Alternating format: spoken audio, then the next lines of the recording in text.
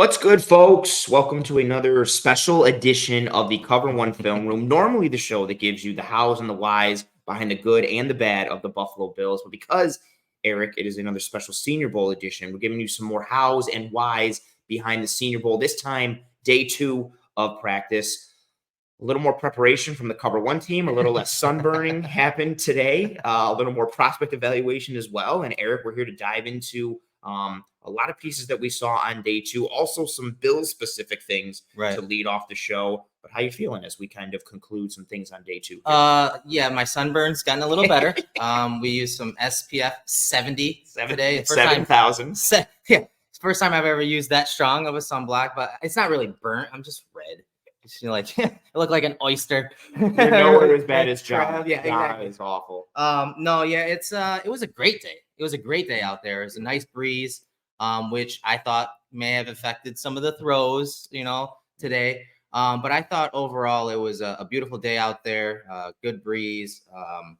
We'll talk about some of the pace and tempo for each side. Again, it comes up, every year where we start to talk about, how each team's practice is a little different. And that was maybe even more noticeable than yesterday. Dramatically different today, like in a very negative way for one side, which we keep joking about, that that's the side that will absolutely crush the other. Yeah, very that's how it works. That's always how it works. Yeah, just big time pacing differences today in practice on the back end, which to your point, we will dive into. But Eric, to start off the show, a piece kind of connected to what we talked about at the start of yesterday's episode, which was the promotion of Bobby Babich to defensive coordinator. And then we got into the weeds slightly in terms of, will he call plays? If not, will he still be kind of like the linebackers coach? Do they need a linebackers coach? But regardless of what happens there, the Bills are still in need of a defensive line coach, with Eric Washington leaving to go to the Chicago Bears, where, of course, again, he will not call plays, which is why we're having this conversation nowadays with coordinators getting promoted but not calling plays. But any way you slice it, the Bills are still in need of a defensive line coach after the departure of Eric Washington. And as we talked about yesterday, and we will diagram, I'm sure, a ton going into free agency, potentially coming out of the draft, the Bills are thin across the entirety of their defensive line right now, with bodies that they have under contract for 2024. This isn't they need a facelift, or, it'd be nice if they could upgrade. They literally don't have enough bodies at that spot. And with how they play and how the entire NFL plays, rotating players on the defensive line, it's a position group that will need to be addressed. They don't currently have a defensive line coach. And given all that work that will have to be done going forward, it's a bit concerning, or not necessarily concerning. It's something to have an eye on, but especially now with the Senior Bowl, with the defensive line prospects that are there and a good crop, the Bills don't really have that position coach with an eye on there right now, or even necessarily a presence physically for that position group at the Senior Bowl. Yeah, and we talked yesterday about what makes this event so great, and you're bumping into Bills brass and personnel. We saw our boys Dable and Tierney again at breakfast. I feel like they saw us like again. It's like it's not on purpose; it just keeps happening. So you see those personnel and coaches and players and all that around town, and we're going through practice today. I'm like, have you guys even seen any Bills personnel? And I haven't. I know we bumped into Tyler Pratt, the Southeast scout for the Bills, at the airport, and he was watching film of the Shrine Bowl practices. And but besides that, I literally haven't seen anyone. And you typically do. Now, I think it was Bean that said that the coaches were going to get a couple weeks off the last time that the media spoke to him. So maybe that's why, but that raises a huge question. This event is important because the coaches and the front office personnel, they all get chances to meet with every single player here. Everyone. Up to 3 different times. Yeah. So there's usually like one block, and then they can request 2 more meetings with each of those players, according to Jim Nagy. So that begs a question, like, if, the D-line coach isn't here, then who's going to be in those interviews and getting to know these guys and getting to know the character and asking those important questions about technique? And that, I know they'll be able to meet with them at the combine. So there is that, but this is just one of those stages in the process of the NFL draft. And the Bills not having coaches at a couple of different positions could loom large, especially when you're talking about the quantity of turnover at the D-line position in that group. It's just, That's a huge turnover this year. Absolutely. They need starters across the board. They need quality depth. And again, even like besides that, they just need people to fill out the roster. So Right. there's a lot of attention that will be paid to this group in free agency and especially in the draft. Because again, like we've continued to talk about, as Greg Thompson has outlined multiple times, granted, there's always money in the banana stand, but the amount of money that the Bills have from a cap perspective, they are not flush with cap space going into this offseason. So this isn't, I guarantee the last time we said that they signed Von Miller, so who knows? But because the cap is a myth and not a real thing. But I've always keep thinking of like the next Indiana Jones movie will be like Indiana Jones and the salary cap because it's all just things that don't exist. But yeah, this is a position group that it's not just they could really use an edge or they could really use a run stuff thing that they need roles, they need starters, you need niche guys, overall guys, and without having that person to help establish and kind of lay the groundwork now, it's, something that is less than ideal. And especially, Eric, as we start to shift the conversation more towards the prospects that we're seeing in that position group at the Senior Bowl, there is some talent on both squads, the American squad, the national squad. There were a couple today who really caught our eye. We talked on yesterday's show, especially Eric, about, several who caught his. This is a position group that I shifted more focus to today. We saw some pads pop a little bit. Yeah, we gave that a focus. And so while it isn't ideal that the Bills don't have that defensive line coach, necessarily that presence there right now for the position group, regardless of that, there are some players who, shined a little bit yesterday and today as well and have kind of caught our attention. Yeah, I mean, Darius Robinson from Missouri. He quite possibly was the best player on the field today among both these teams. Oh, he was that good, especially considering who he went up against and how he looked against those players. And so in this episode, we're going to bring up some film via Twitter. We didn't have time to pull all of the film from Catapult, but we're going to bring up some of that film. But yeah, man, Robinson just stood out, kind of a bigger edge with some interior flex, kind of known for hanging his head against a run. And you're going to see a clip here versus Guyton that he just stack sheds. He's so good with his hands, stacking, popping with his hands and disengaging. He was fun to watch, and not even just from a run perspective, but also as a pass rusher. You saw some flashes today. Yeah, he had some pop. Russell Brown, our former team member who's down here doing great work. He spoke about Robinson yesterday and was giving us, or at least me, some insight this morning before he even kind of that squad stepped on the field. And he was somebody who I wanted to have my eye on. And yeah, he did not disappoint. Just the usage we saw from him, the physicality, the explosion, and given the size that he's operating at, at 6'5", 286 is what he weighed in at here at the Senior Bowl. To see the movement that he's showing at that size, and also what's nice about him potentially given the needs that the Bills have on that spot, him having some positional flex helps you potentially not necessarily combine roles, but have someone that can wear multiple hats, which helps you fill out that position group. Yeah, that's great. Those are snaps. The Bills love to roll these guys through. And so having a guy with that type of flexibility that can play edge, stop the run on early downs, but then also has that ability to jump inside and showcase some of those pass rush skills.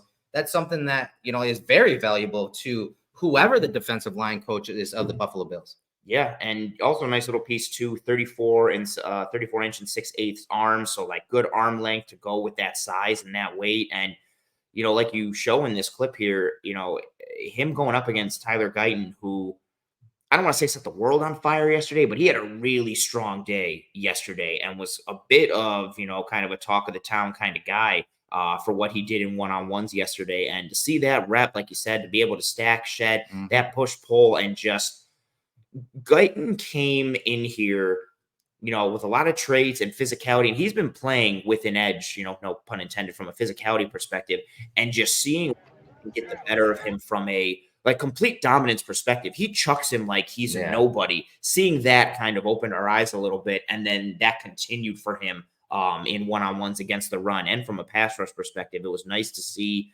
again, see him shedding blocks and also seeing him get some work on the interior and not just being, on the edge or just being that 5 tech, seeing him lined up in multiple spots, which he has some experience with playing in that 335 in Missouri, which a lot of people hate. Yeah, I know. Yeah, pretty much everyone we talk to. Everyone. No, like you said, he can bounce inside like that, and you see the pass rush there. You can use that length and the power because he's a power rusher when it comes to his pass rush moves, and you can see that here on this clip that Joe Goodberry, our friend over there at Bengals on the Brain, he shows this clip right here from the practices today. But it's interesting because he fits kind of the mold that the Bills like when it comes to whether it's inside or outside. I mean, pocket compressor, not over, and then again that size, that 286. Our buddy Ryan Boer, that is a big Dolphins fan, huge evaluator. He was a guy that said, you know what, Darius Robinson is a Buffalo Bill. He just comes across as a Buffalo Bill. You need to watch more film of him. He's a guy to keep an eye on. I could just see him fitting into the scheme that the Bills run. So he definitely someone else that we need to dive into and watch a little more film on because he flashed today. And like I said, I thought he was quite possibly the best player on the field. Absolutely. And it's nice to have one of those players on a day where somebody flashes and it makes you excited to go and watch the tape. Yeah. And then having it also be a position of need for the Buffalo Bills is also a nice piece as well. So, we both said it as soon as we were driving back. I was like, man, I'm excited to watch Robinson tape. You're like, me too. And it was a nice piece to have and kind of, look forward to as we start to move forward here. But what else? You want more defensive line talk, some receiver stuff. There's a lot of, I shouldn't say a lot of, but there are a couple of buckets positionally that are very relevant to the Buffalo Bills that, we've had our eye on here at the Senior Bowl. So there's a lot of potential avenues that we can take. We also, before we went live, well, not live here, before we recorded this, put a tweet out to the masses and got some questions there as well. So, should we potentially dive into we can cover this one from Jim Wickens, Cincy Planner, at Cincy Planner. He asks, can we review the D-line, 1 tech versus 3 tech versus 5 tech, edge? He specifically mentioned Gabe Hall and Darius Robinson, who we just covered, obviously. So Gabe Hall, I thought he flashed a lot yesterday. Yesterday, when I was watching him closely, he was playing primarily 3 tech, and he was paired up with the guy we talked about yesterday, Dwayne Carter, and he was at nose tackle. But I thought yesterday, Gabe Hall did a great job with his quickness, using his quickness. He used the arm over a few different times as a pass rusher.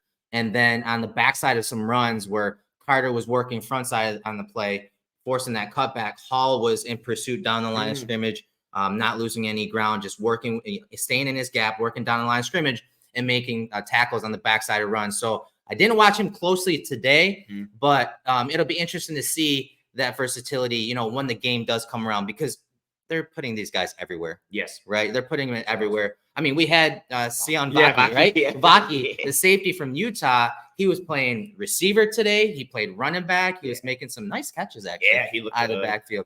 He looked better than he did at safety. He looks more of a running back, and he's obviously athletic. So I think that'll kind of sort itself out on where, Gabe Hall does fall. I think that he showed what he can do. I just want to see it, just more consistency from that, That's fair. One of the 1 techs who or 3 tech, I should say, that I've had my eye on, Marcus Harris, talked him on a little bit yesterday. Yeah. Seeing him today, knowing the weight that he's coming in at, 284 or 286, being an interior player at that weight, there is some concern.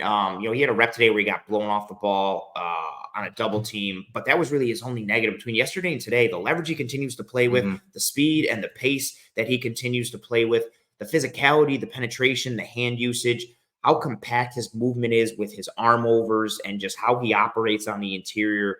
He's somebody who, again, we talked about yesterday, but looking at that mold, he's flashed a bunch. I planned on watching his tape last night, but our night went into a different direction. Yeah. As is typically the case. as is tradition here in Mobile. I'm excited for some Auburn defense tape in general. Yes. Him and Jalen Simpson will be a nice little piece to watch. But, from that 3 tech perspective, Marcus Harris, we talked yesterday, about your boy, baby Kyle. Brady. Yeah. He had another day today. The way he times a snap, it's hard to ignore it. Yeah. Bills fans, don't feel guilty for having that comp. We hate doing comps, but it's hard to ignore that one. The way he times a snap, and he's just so disruptive. And, the offensive linemen, they recover. Some of these guys recover really well. Yeah. And what's he's so good with his hands that he locks in that rip. And essentially, there's going to be holding called because he's so quick upfield and he penetrates so quickly that it catches offensive linemen off guard. And he's just a handful. He's a handful. Now, against the run, I saw him get washed on a couple combination blocks.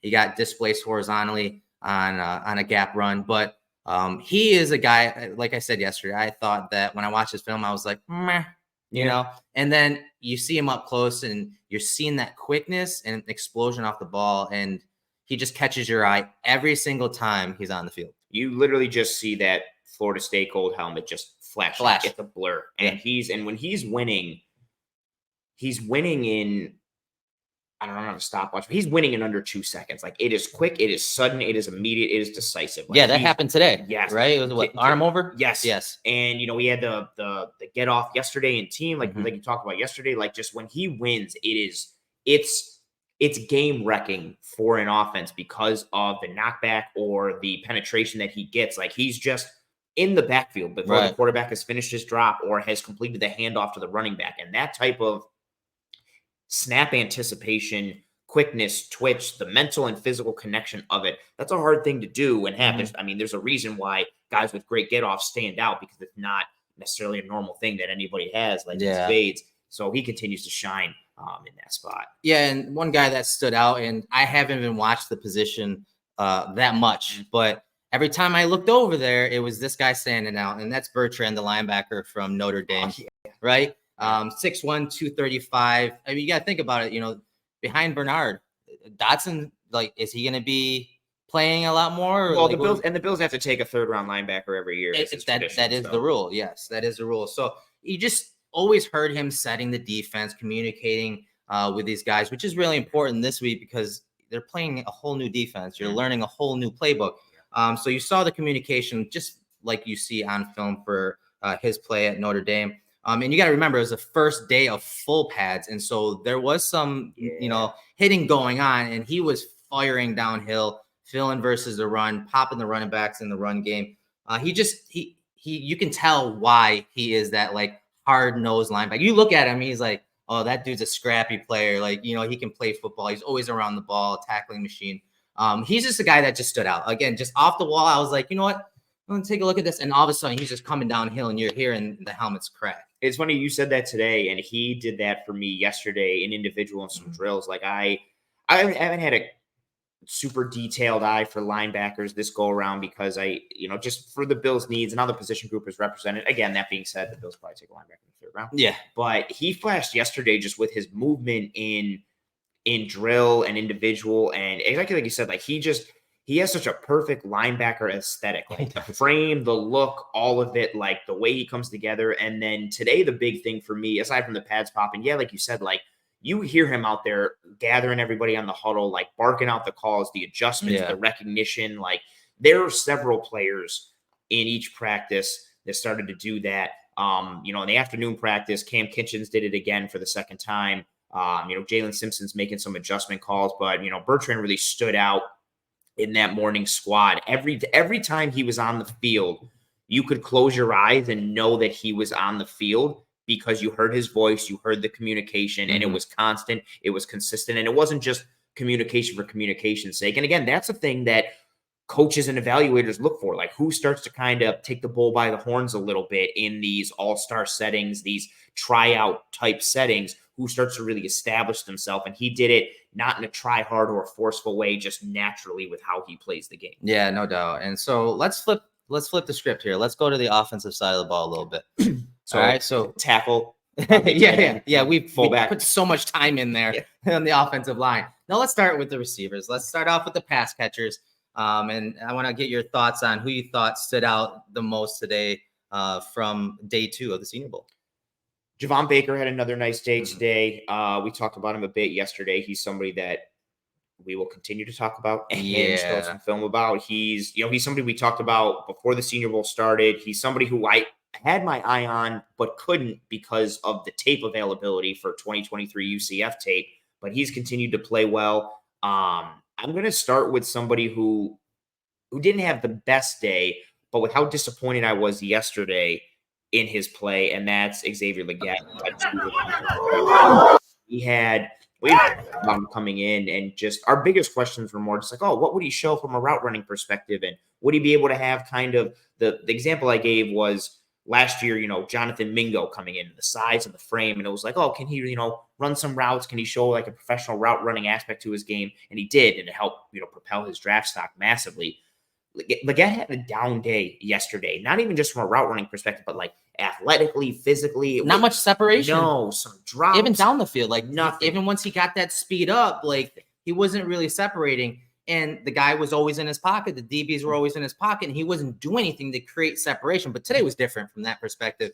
As you can see here, I want you guys to pay attention to, obviously, he's a specimen. I mean, he's a big freaking dude. He looks like a little A.J. Brown, or actually kind of exactly like an A.J. Brown. Right. And so when you see him release here, he uses physicality more today. And you see the hand usage right here. Look at the little, arm over. He chops down that hand. So you saw him assert himself more today, especially on this route. And at the top of the route, a little push off. He creates that separation, and then the nice catch along the boundary there. I thought today he showed that he played at size. Yes. All right. And then there was also another rep that I'm going to pull up where he was basically running a short stop route or curl route. And he actually dropped his hips. He dropped his hips and snapped out of the break and caught the ball. It was a really nice rep. That was pretty. The one you just showed was pretty. The one you're about to show is pretty. And then his first rep of the day when we were getting ready to watch the run fit aspect of one-on-ones for O-line, D-line. They hadn't started yet. One-on-ones for receivers were about to start. And first man up was Xavier Legette. And he ran an in, and he separated at the catch point, made a tough catch, played big at the catch point. And right then, I think that set the tone for his day. And just, kind of add on to your point there of him playing big, him playing to his physicality and his size was a nice aspect to see. And this one that you pull up here is really nice. Like that, the athleticism that he has and the ability to stretch the field because of his speed and because of how he plays, like that's awesome. And in theory, that should translate and stay. But being able to show some of the hip fluidity, the ability to drop or sink your hips and come out of breaks, especially a route like this where because of his speed, he can threaten corners vertically, and to be able to threaten them vertically, but then pop out and get open like this because of that hip sink is a very nice piece. Yeah, I mean, you got to think about the force. He's getting up to full speed. That corner is actually doing a decent job of staying over the top on the high side shoulder. And then to be able to stop and throttle down that big body, going full speed is pretty remarkable. You see him come out of it, break to the sideline. He's there along the boundary. So this was what we wanted to see. We saw him. He looked like he was more comfortable. We talked about, the transition for day one yesterday. It felt like he was playing faster, more comfortable, and really starting to showcase his skills and putting it together. It was a lot more stable when you're talking from a consistency perspective for Legette today. Absolutely. And it was nice to see him rebound versus the day he had yesterday. And then some other receivers who had good days yesterday and continue to have good days yesterday. Ricky Pearsall from Florida, but Roman Wilson from Michigan, who just, as you said yesterday, like very business-like, very workman-like, just, he had a play today where he made a catch underneath, and you looked at me and you're like, see, he just gets open. Like, and that's when it's not the flashiest, although he had a very flashy one-handed catch today, which was nasty against Kenyon Mitchell, the corner from Toledo, who also had another strong day. Yeah, he did. But Roman Wilson continues to show out. Ricky Pearsall continues to show out. But I think there was more hype or excitement or expectation for Pearsall coming in. And Wilson, and I'll at least speak for myself, like I hadn't watched Michigan's offense coming into this. And so I'd watched a bunch of Michigan broadcast games, but broadcast can be a lie. So this was really my first like in-person experience and eye for detail experience with Roman Wilson. And he has not disappointed with how he's been. He's getting open. He just, business-like in his approach. And the thing you're going to see on this play, this was at the end of the practice pretty much. It's like a competition segment where they pick players from, several different positions to basically determine who wins and who has to do push-ups. I think that was the kind of the punishment. Who loses has to do the push-ups. Who gets kicked out of the Senior Bowl. Yeah, exactly. You're out of here. But he had a great catch along the boundary. Let me bring it up right here from Connor Rogers, our boy over there. I had such a good view, and Rogers is better Yeah, than he mine, went up too. I'm sorry, I had to use his clip for that. Great. But I want you to watch it from this angle because you see that separation. And this corner, talk about this corner. He's probably been the best corner here, right? Sticky coverage, good breaks on the ball, good feet, physical without drawing contact or holding or committing pass interference. He's been all over everyone that he's covered. No matter who he's covered, he has been lights out in coverage. Yeah, and so you saw the separation, but then look at the finish here. The one-handed catch, the knee down along the boundary right in front of all of this traffic. Think about that. You're running basically into the sideline when you see all these reporters in there too. So that spatial awareness, that boundary awareness, the body control. I said yesterday, he plays with poise, and it's not just on the field, it's in between drills and all that, but you see that poise and ability to adjust his body while working obviously at full speed, going into traffic essentially here along the boundary, and he's able to reel that in. Just a phenomenal play from Roman Wilson. He's been one of the best players this entire week so far. Absolutely. And you see as he starts to make that catch, like as he makes his break, the camera girl on the sideline and a couple other people have to back up and move. I don't like it's an excellent point that you made. There's a lot of like visual stimuli happening on the sideline that doesn't normally exist. Like the sidelines are clear for you. It can be easy to get like lost in translation a little bit in the sea of bodies that are surrounding you. And he just goes into it, and the body control, the hands, like he's continued to impress, even just with how drill started out today, like the footwork and how he turns the cones and his efficiency on the speed outs that they simulate in drill. Like what he's done, he has made himself some money this week with his performance. And, again, not only winning, but who he's winning against and how, just really continues to shine. Yeah, and I wanted to bring this angle up because I want to show you why he is so dangerous. So again, the DB is really good. He's had a great week here, but watch the little hesitation right there. So right there, he's got a two-way go. He can go inside, outside, right? So he gets that set up. He gets that two-way go set up, and then you see him depart, and that opens up the corner right there. But then there's this little motion right here, this little hezzy right there. See, he manipulates his stride right there, and then watch what it does to the DB here. Oh, I wasn't expecting that. And I'm doing a slow motion right now, but I want you to watch how much burst is it after that hezzy rush, because that's when he creates a separation. So we got a question about, hey, what wide receivers are separating this week? This guy is separating, and you're going to see it here as I let it play from the beginning. Just watch that after that little hezzy rush, boom, right there. And then it's over. It's over for that cornerback. That separation is created, and there's no way for him to recover.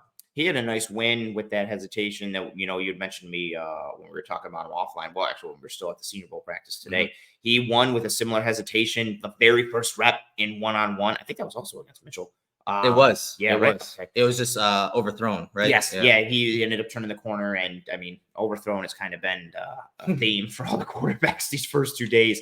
But yeah, that separation ability, and for him to do it consistently against a variety of leverages, a variety of corners and skill sets. Again, you're getting tested against different, lengths and heights and weights and techniques, and guys who are, comfortable in press versus guys who aren't, guys who live in an off world, off zone versus off man, guys who play bail, guys who don't, and open and run. Like there's a variety of techniques and personnel that he's coming up against, and he continues to win against them. Ricky Pearsall, as we mentioned as well, continues to be in that category. And if you're talking about separation, if you're asking about somebody who separates, Ricky has each day, whether it's underneath, whether it's vertically, he had a really nice corner route today where he shook his man, operated with some deception in the stem, sold like he was going over and across the field with his head and his body language and lean, and then just put that left foot in the ground, turned on a dime and got to the corner. Also was overthrown because that's the theme. Yeah. But he continues to separate and impress in a variety of ways. Yeah, and he's just so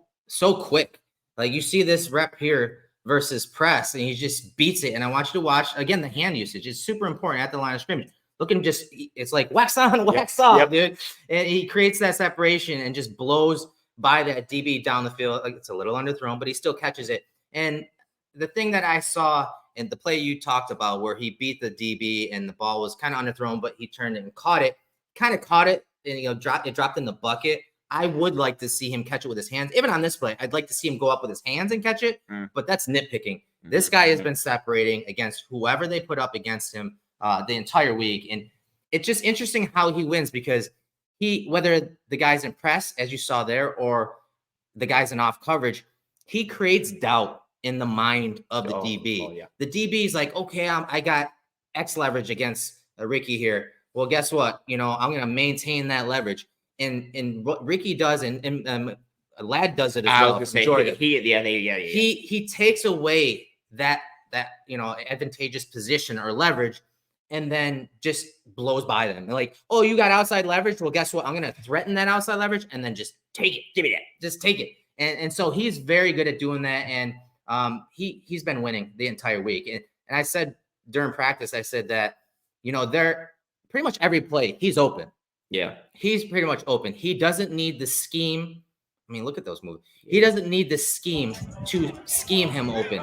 He doesn't need the route to get him open. He can win no matter what, whether he's the first, second, or third read in a progression.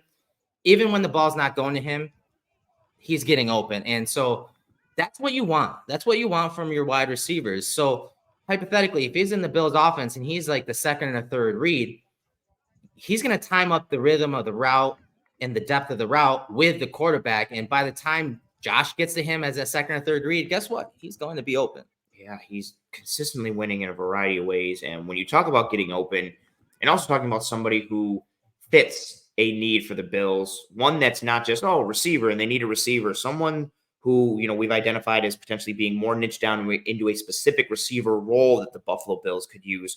Mr. Javon Baker, wide receiver out of UCF. Again, we talked about him a bit yesterday, but what we saw from him today continued to, pique, our interest a little bit, and not just for him as a prospect, but because of his fit potentially in this Buffalo Bills offense as a true X receiver, what he can do on the backside of pieces and what he offers from a size, frame, skill set standpoint, the routes that he succeeds with and in, how he's winning.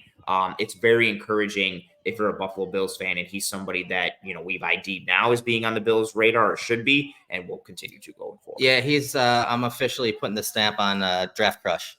He's an early draft crush. It's where you need to this. He gets stamped on the field. It's like draft crush. Yeah. I feel like he's a prototype X, and that's what the Bills need opposite Diggs. And so if you guys don't know what an X is, the X receivers, typically you see those trip sets.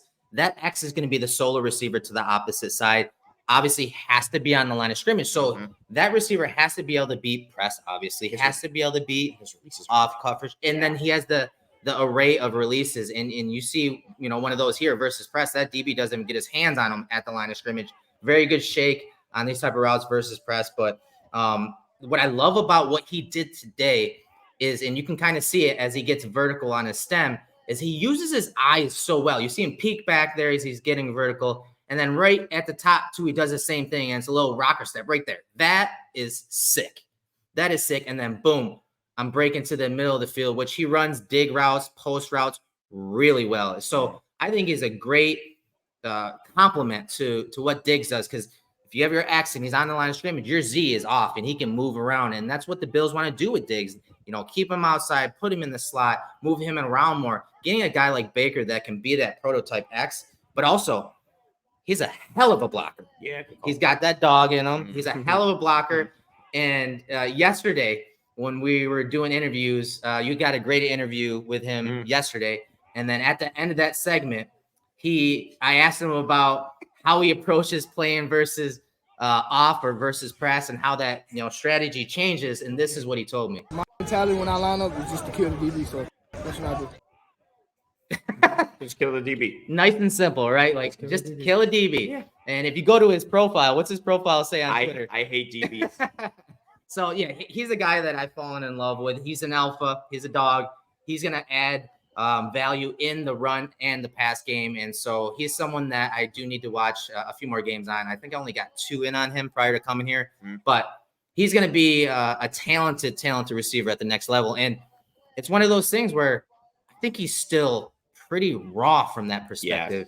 Once these coaches get their hands on him, his stock is just going to continue to increase and improve. And so I'm excited about his future. Yeah, and we talk about that he's going to kill the DB and speak to that, but the confidence that he operates with lends itself to his play style. The one takeaway that I had when I spoke to him was, I was asking him about how his releases and how he operates and what he does, and he just point blank was like, I study DB, so I already know what they're going to do, and it's kind of hard to argue with him with how he wins with his releases in a variety of ways. Like the suddenness and the deception he creates off the line. He operates with that hesitation move that we showed a little bit with Roman Wilson to kind of create that two-way goal for himself. But then the explosion that he has out of it, like the power, like he's got speed, but that power aspect. And in this clip right here, like look at him just the eyes, man. He's freezing that DB. Right. He's looking him right in his eyes and taking his soul. And that's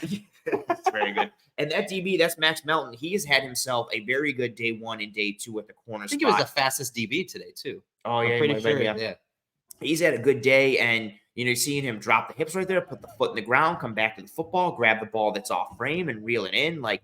And what I like about his releases is they're always varied. Like sometimes he's chopping his feet, sometimes he's just stepping inside, sometimes it's delayed and he picks one. Like he can win in a variety of ways off the line of scrimmage, which, like you said, is tremendously important to that X receiver position because you're going to get put in those situations being on the line of scrimmage and you're going to have less room to operate. And if they can have that presence on the back end and potentially coach that up, he's very exciting. He's somebody who I had earmarked coming in, and because I couldn't, get all the tape yet, I wanted to see him in person, and he is not disappointed with what he's shown. And then the fit for the Bills is even more exciting. Yeah. So let's get into some names or guys that didn't have a really good day overall, or that have kind of disappointed you thus far, at the Senior Bowl. I think let's take one first that we also got a question about on Twitter, and someone who you and I talked about a bunch today, Brendan Rice, who it seemed like he was putting some really good things together today with his releases and his stem work, and then just wouldn't finish at the catch point. I know that was a big one for you. I think Devontae Walker kind of falls into that conversation today, but he just had no success anywhere. We'll talk about him next. He was like he stole a piece of treasure and it cursed him for the day. Nothing he did worked today. He'd get open and the quarterback wouldn't look his way. He'd get open and the ball would get thrown to him and it would get dropped. Mm-hmm. He'd get open and the ball would be a horrible throw and he'd, adjust and make a really good catch behind him. And then the next one, it would hit him right in the hands and the numbers and he'd drop that one. He just couldn't get a rhythm going in any which way, shape, or form. But Brendan Rice, a lot more success really everywhere up until the catch point. And his size and his frame is an intriguing one for a lot of Bills fans. Yeah, his size and his frame, first of all, I didn't expect him to look as yoked as he was. And he's Jerry Rice's son. Oh, yeah, that's breaking news. Which that's some people. Just in case you didn't know. That's but yeah, I felt like when I saw him in person, I'm like, oh, this guy's got a bigger frame. He's got more muscle definition than what I saw in all 22, which is what's great about coming here and being able to, again, be right there with him on the field. As you said, he had issues finishing today, but what he did early, especially in those one-on-one segments, he varied his releases. The first rep, I think it was, he used that gangster release. He was like, you know what, I'm bigger than you, and just pushed off, right off the line of scrimmage, created separation. And then on the next rep that he did in one-on-ones, he used a nice quick inside release and then got to the post, but then he would struggle down the field at just catching the ball. There was one play that was intercepted on a post route where he had the guy beat. Yeah. The ball was underthrown, but instead of turning around and working back for it, he just continued to drift upfield and it was intercepted. I would have liked to see him again turn around and try to jump back to the ball to at least draw that flag. And he actually on film, he does it pretty well on his film. So I was kind of disappointed from that perspective. He just got to work on finishing because I thought he did some good stuff when it came to his releases. He's got to be more consistent on the back end of it. Yeah, and so Rice, talked about Tez a little bit. Another one for me, Jacob Cowing. Didn't have a ton of 2023 tape to watch for him coming in. Watched a bunch of 2022. Heard all the hype, but highlights are a lie and broadcast can be a lie. So I came in really with an open mind, but he came in with 5'8", 165, similar to what Tank Dell was last year. Mm-hmm. But Tank Dell responded by routing up everyone Everybody. on every rep. Every rep was a highlight. Literally. And everybody was talking about him after every day. And it wasn't just because, like, oh, look at this small guy do stuff. It was like, no, this dude keeps killing everybody that gets put in front of him. And Cowing has not done that. He's had a couple, nice reps, but from a route running perspective, even just in opening drill, when, they're working on their footwork and simulating, comebacks and hitches and outs. Like, you see how Pearsall runs it. You see how Roman Wilson runs it. Even Brendan Rice, who doesn't have, because he's so tall and bigger body, like, he can't really bend at the hips necessarily. Even how he runs it versus Cowing, who seems to take multiple steps and just doesn't get in and out of his cuts quicker. And that's disappointed me a bit. I'm still going to go to the tape, but seeing him in person, I had higher hopes because of the production that he had. And some of the things that I saw from 2022, I was excited. And I was like, man, like, if he's doing that. Right. And then I see the production from 2023, that means he must have, I was trying to, put breadcrumbs together, and he just hasn't done it thus far. I hope he can kind of put it together as the week goes forward. But just, from an overall standpoint, he's disappointed me a bit in that receiver group as well. My guy is Javon Bullard from Georgia, and he plays safety. I think he does have some versatility to possibly kick inside at times to nickel. But let's start with playing safety in an all-star game in these situations where you're getting put one-on-one in space a lot of the times and off coverage as a safety. It's not really ideal situations for safeties in these type of events. So I have that in the back of my mind. Like, I understand that, but I expected to see him click and close on some of these crossing routes, even coming from off coverage. I expected him to read the routes better.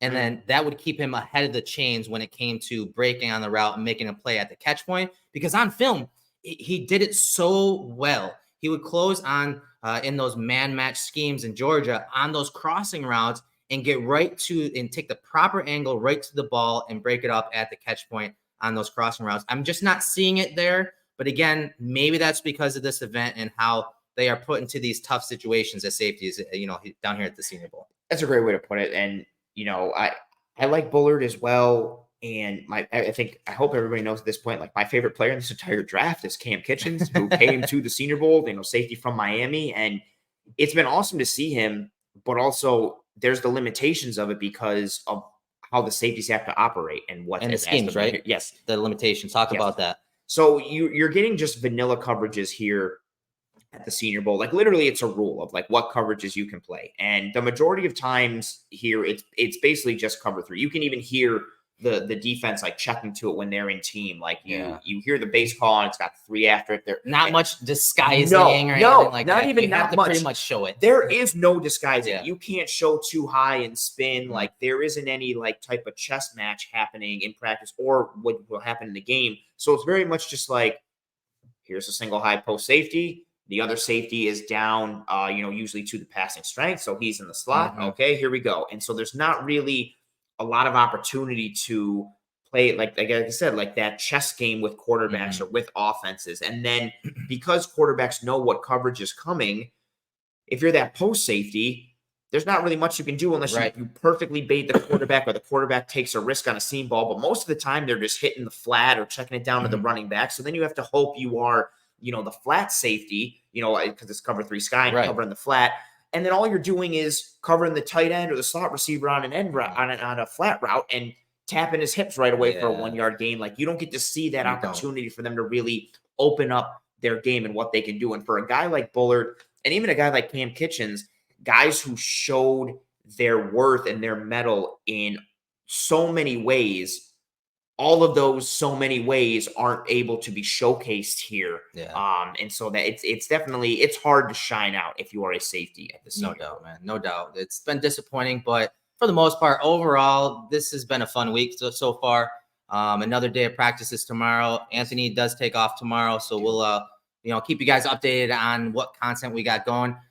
If you're not a subscriber to the Cover One YouTube channel, please smash that subscribe button. And more importantly, get to our Cover One College football channel. We just started it a little while ago. Our boys, John and Daniel, will be coming up with some content, another podcast, video cast here in a little bit about their takeaways from the practice in the week so far. So if you're not a subscriber to that channel, please smash that, because a bunch of our breakdowns and podcasts will be on that channel. Absolutely. Yeah, that draft show that they've kind of taken the mantle Yeah. for, and covering things from a holistic perspective, and overall it's going to add a lot of value and depth to the conversation that we're funneling through from the Bills lens, with some overall generalized pieces as well. Anything else, Eric, for day 2 and potentially going forward? No, I'm ready for a good dinner tonight.